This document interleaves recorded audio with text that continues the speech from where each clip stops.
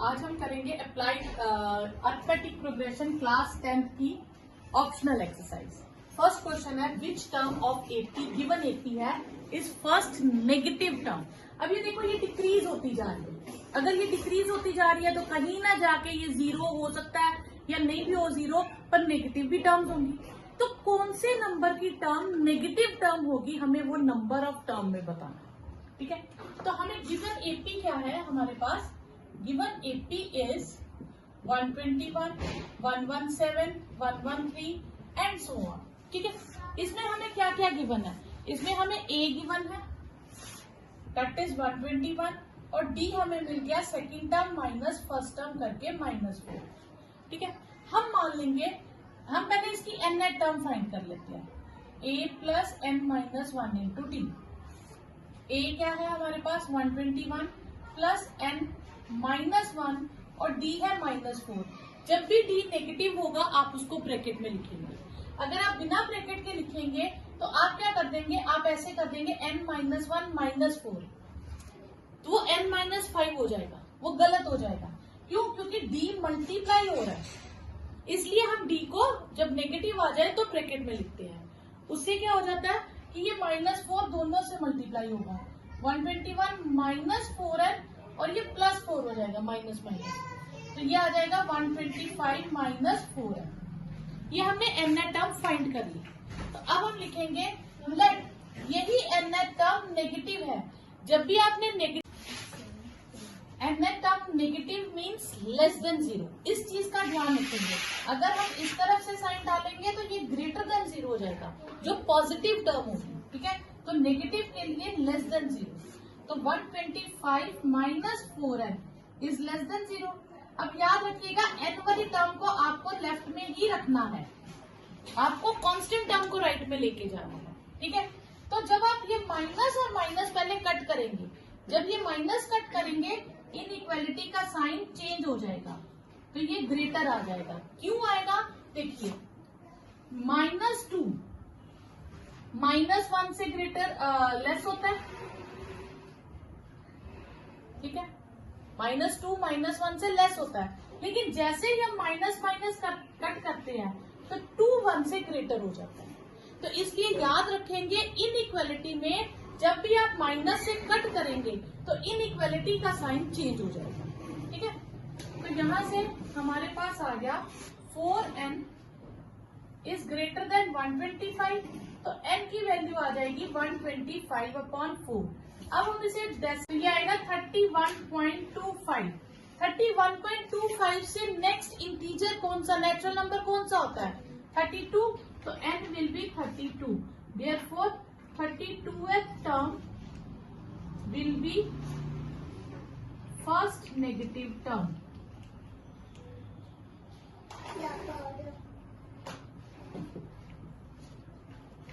Okay. Next is sum of third and seventh term of an AP is 6 and sum product, their product is 8. Find the sum of first 16 terms. इसमें ना हमें AP given है, ना first term given है, ना common difference given है। तो सबसे पहले हम उसे लेट करेंगे, let first term be A, common difference is D। First condition है third term and seven term का टोटल है 6, ठीक है। थर्ड टर्म क्या हो गई a + 2d और सेवंथ हो गई a + 6d। ये हमारे पास आया 6, twice a + 8d is 6। 2 common ले लें, a + 4d इज 6, तो a + 4d किसके इक्वल आ जाएगा 6/2 के, ठीक है। a + 4d आ जाएगा 3 के इक्वल, ठीक है। तो अब हम यहां से a की वैल्यू निकाल लेंगे 3 - 4d,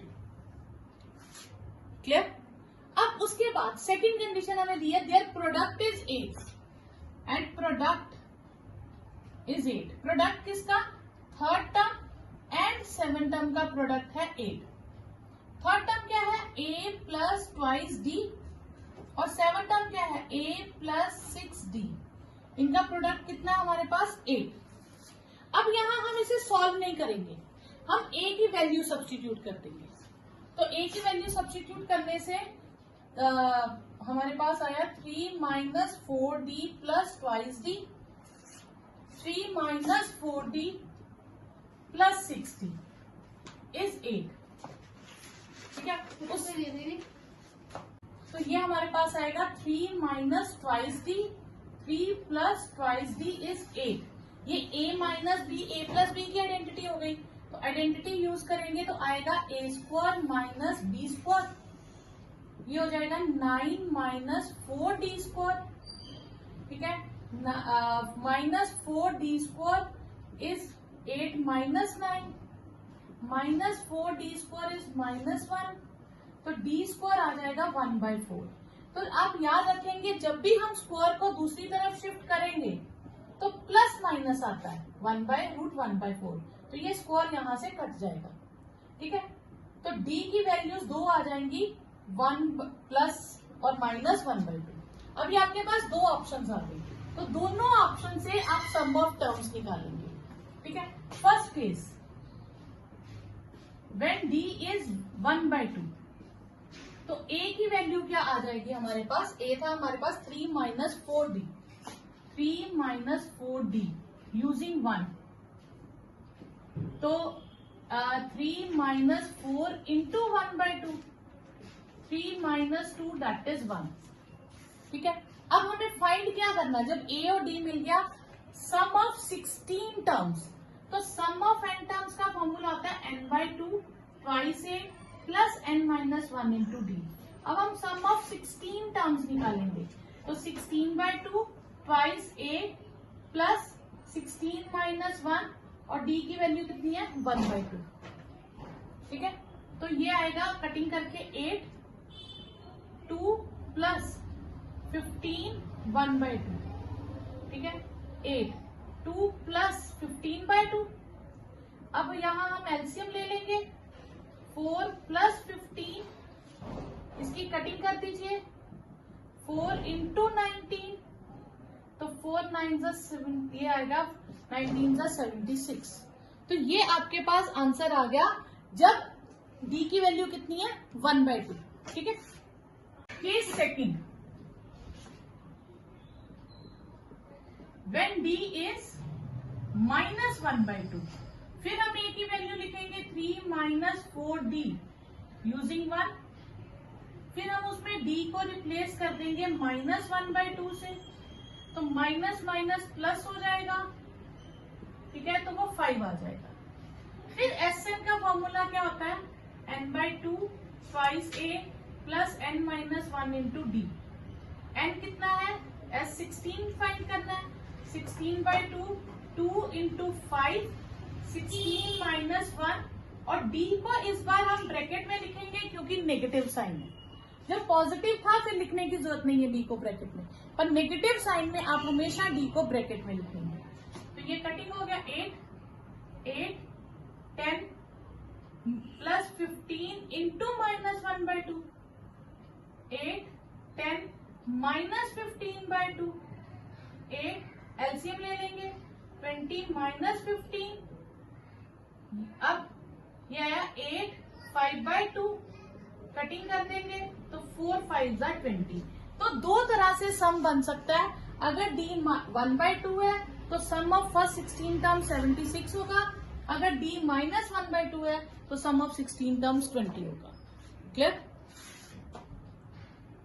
यानी कि एक लेडर है, ठीक है, उसके रंग्स जो हैं, ये फर्स्ट स्टेप जहां हम पैर रख के चढ़ते हैं, ये सेकंड, इन दोनों के बीच का डिस्टेंस जो है वो 25 सेंटीमीटर है। ऐसे उसने बहुत सारे रंग्स बनाए हैं। ठीक है, clear.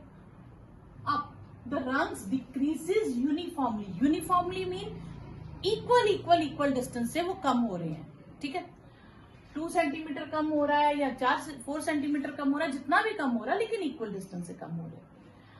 In the length of from 45 centimetre at the bottom, यानी कि ये जो रंग है ये 45 सेंटीमीटर का है लेंथ में, and 25 centimetre at the top, यानी कि यहां तक हम मान लेते हैं इस रंग की लेंथ कितनी है 25 सेंटीमीटर। क्लियर? अब if top and bottom rungs are 2.5 metre apart, 2.5 metre, तो 2.5 metre mean 2.5 metre. In 1 meter there are 100 centimeters. ठीक है? This will be 25 by 10 into 100 centimeter. That will be 250 centimeters. तो इन फर्स्ट रंग, ये first रंग है और ये लास्ट रंग है, इन दोनों के बीच का जो डिस्टेंस है दैट इज 250 सेंटीमीटर. क्लियर? अब दो रंग्स के बीच कितना डिस्टेंस था? 25 सेंटीमीटर. और फर्स्ट और लास्ट के बीच कितना है? 250. तो अगर मैं समझो स्टूडेंट्स खड़े कर दो 25 सेंटीमीटर पे और 250 सेंटीमीटर टोटल होगा, तो कितने स्टूडेंट्स खड़े होंगे? काउंटिंग के हिसाब से 10 स्टेप्स बनेंगे, लेकिन हम इसे भी फर्स्ट स्टेप काउंट करेंगे क्योंकि इसके बाद 25 एक स्टेप, इसके बाद एक और 25 सेकेंड स्टेप, ऐसे ही करते करते 10 स्टेप्स बनेंगे, लेकिन फर्स्ट वाला भी तो एक स्टेप है. ठीक है? तो टोटल जितना भी आप याद रखिएगा, ऐसा क्वेश्चन कभी भी आ जाए, total distance upon distance between two consecutive rungs, जितना भी आए उसमें +1 करेंगे. क्यों? क्योंकि बॉटम वाले को हम काउंट नहीं कर रहे, हम बॉटम वाले से 25 सेंटीमीटर ऊपर इसे माना है. ये बॉटम वाला आ गया हमारे पास और ये टॉप वाला आ गया. ठीक है? तो बॉटम वाले के बाद हमने यहां से कितने हमने लगाए? 10 स्टेप्स. तो बॉटम वाला भी एक स्टेप है, तो टोटल कितने हो जाएंगे? 10 + 1 11. तो पहले हम लिखेंगे डिस्टेंस बिटवीन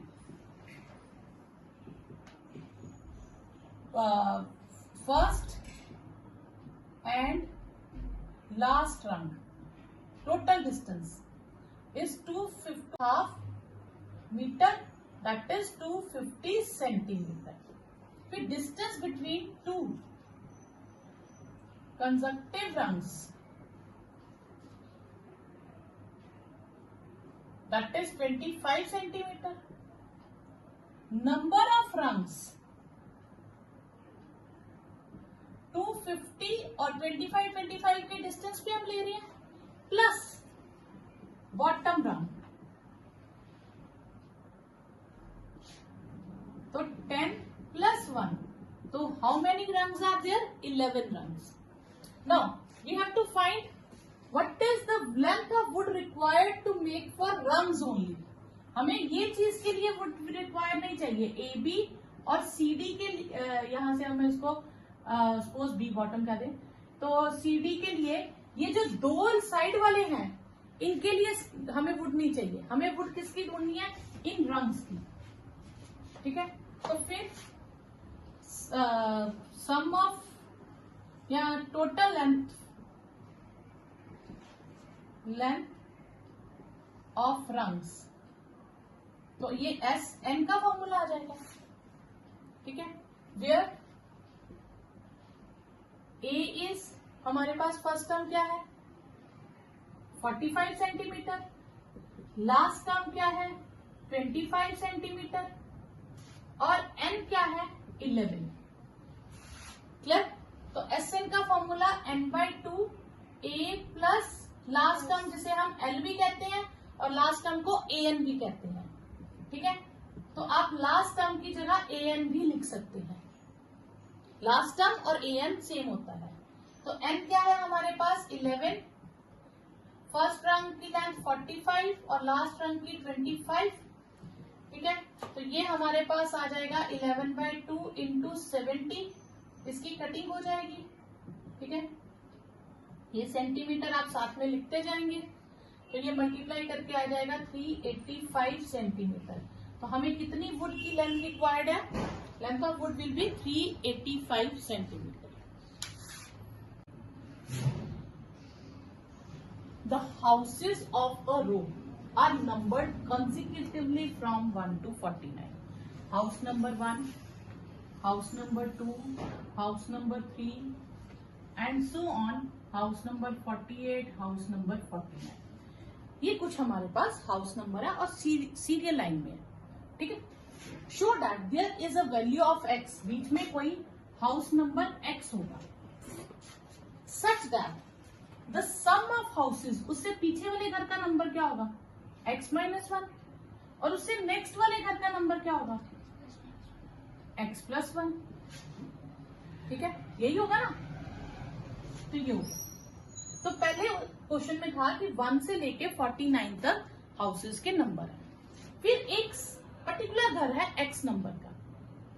अब क्वेश्चन क्या है, कहते हैं इनसे पीछे जितने घर हैं उनका नंबर्स का सम, यानी कि 1 + 2 + 3 up to x-1 is equal to sum of houses, ठीक है, sum of houses following it. ठीक है, तो x+1, x+2 सो ऑन 48, 49 यहां तक। तो हमें क्वेश्चन के अकॉर्डिंग क्या दिया है, इन सब टर्म्स का टोटल करें, इन सब टर्म्स का टोटल करें, दोनों टोटल्स के आंसर सेम है, find the value of x। Question समझ आया?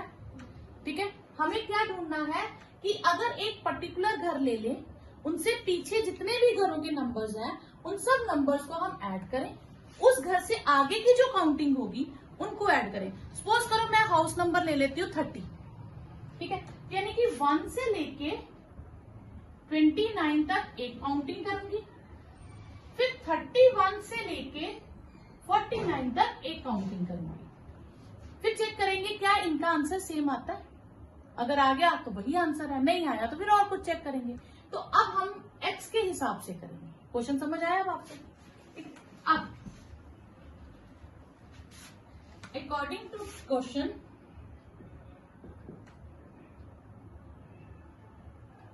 To condition 1 + 2 + 3 + so on up to x- term, 1 terms is equal to x+1 plus x+2 plus so on up to 49। यही हुआ। अब ये भी AP है, ये भी AP है, इसकी भी फर्स्ट टर्म पता है और इसकी नंबर ऑफ टर्म्स हम फाइंड कर लेंगे और कॉमन डिफरेंस भी मिल जाएगा। यहाँ पे भी हमें फर्स्ट टर्म मिल जाएगी, नंबर ऑफ टर्म्स हम फाइंड कर लेंगे, कॉमन डिफरेंस हमें मिल जाएगा। तो हम SN का फॉर्मूला दोनों जगह यूज कर सकते हैं। अब इसके अकॉर्डिंग A कितना है, अब यहाँ पे SN में फर्स्ट टर्म है A, B है 1 और लास्ट टर्म कितनी है x-1 और N भी कितना हो जाएगा हमारे पास x-1। एक चीज का ध्यान रखेंगे, जब हम सिंपल काउंटिंग लिखते हैं, अगर मैं 15 टर्म्स लिख रही हूँ तो AN भी 15 होगा और N भी 15 होगा, अगर वो काउंटिंग 1 से ऑनवर्ड है तो उस केस में AN और N सेम होता है। ठीक है, अब दूसरी साइड पे फर्स्ट टर्म हमारे पास क्या हो जाएगी, x+1 B 1, इसमें AN कितना हो जाएगा 49 और N क्या होगा। अब देखिए, अगर हमने 1 से लेके 30 तक हाउसेस लिए सपोज, और ये मैं मान लेती हूँ हाउस नंबर 30 है, ठीक है, तो उससे पहले हाउस नंबर कितने होंगे 29, ठीक है, और उसके आगे कहां से हाउस नंबर स्टार्ट हो जाएंगे 30 से। क्लियर? तो मैंने 49 में से कितनी टर्म्स छोड़ दी, x नंबर वाली टर्म्स तक छोड़ दिया। x अगर 30 है तो मैंने 30 हाउस नंबर छोड़ दिए, अगर x 20 होगा तो मैं 20 हाउस नंबर छोड़ दूंगी। तो अब यहाँ पे n कितना आ जाएगा 49 माइनस x, क्योंकि मैंने x हाउस नंबर्स छोड़ दिए। तो यहाँ फॉर्मूला आ जाएगा n/2 a + an और यहाँ भी आ जाएगा n/2, यहाँ n हम कैपिटल ले लेते हैं, n/2 a + an। ठीक है, ये n है x-1, 1 प्लस an कितना है x-1, यहाँ n है 49 माइनस x, a है x+1 और an है 49। ठीक है, तो ये आया x-1/2, 1 1 कैंसल x, और ये हो गया 49 minus x/2 upon 50 into 50 plus x, 2 2 cancel, तो ये आ गया x इंटू x-1 और यहाँ हम ब्रैकेट्स को मल्टीप्लाई करेंगे, ये आ जाएगा x² माइनस x, ये हो जाएगा हमारे पास 2450 plus 49x minus 50x minus x square. तो x वाली टर्म्स हम लेफ्ट में शिफ्ट कर देंगे, पहले हम इसे सॉल्व कर लेते हैं। यह है माइनस एक्स स्क्वायर, तो x square minus x plus x square is 2450। X x cancel, twice x square is 2450, x square is 1225, तो एक्स स्क्वायर इज 35 स्क्वायर, तो x इज इक्वल टू 35। तो हाउस नंबर ऑफ 35 जिससे पीछे आप यानी कि 1 से लेके हम 34 तक टर्म्स का टोटल करें, या 35 हाउस नंबर छोड़ दिया, 36 plus so on up to 49 का टोटल करें, इन दोनों का टोटल सेम होगा। क्लियर? तो यहाँ पे अब मैंने सीधा डायरेक्टली ये स्क्वायर रूट फाइंड कर लिया। ये किसका स्कोर है? इसका एक शॉर्टकट होता है जिसके लास्ट में 25 लिखा हो, ये सिर्फ उसी के लिए है। 25 किसका स्कोर होता है? 5 का। बाकी के जो नंबर्स बचे हैं आपने देखने, ये प्रोडक्ट ऑफ 2 कॉन्जिक्यूटिव नंबर्स होंगे, ठीक है। तो 12 कैसे बनता है? 3 इंटू 4। हम 6 इंटू 2 नहीं लेंगे क्योंकि ये कॉन्जिक्यूटिव नंबर नहीं है। तो 3 इंटू 4 में से जो स्मॉलर होगा वो हम यहाँ लिखेंगे, तो इसका स्क्वायर रूट 35 आ जाएगा। क्लियर? जैसे आप 625 का लेना चाहें तो 5, और ये क्या होता है 2 3 6, तो 2 स्मॉलर नंबर 2 आंसर आ जाएगा। तो इस तरह से आप स्क्वायर रूट फाइंड कर सकते हो, पर जिसके लास्ट में 25 लिखा है। A small terrace at a football ground comprises 15 step, और हर स्टेप की लेंथ है कितनी? 50 मीटर, ठीक है। और राइज ऑफ 1/4 यानी कि हाइट कितनी है? 1/4 मीटर, और ट्रेड पार्ट जो हमें बैठेंगे वो है 1/2 मीटर। अब टोटल कितना कंक्रीट चाहिए? ठीक है, वॉल्यूम ऑफ कंक्रीट।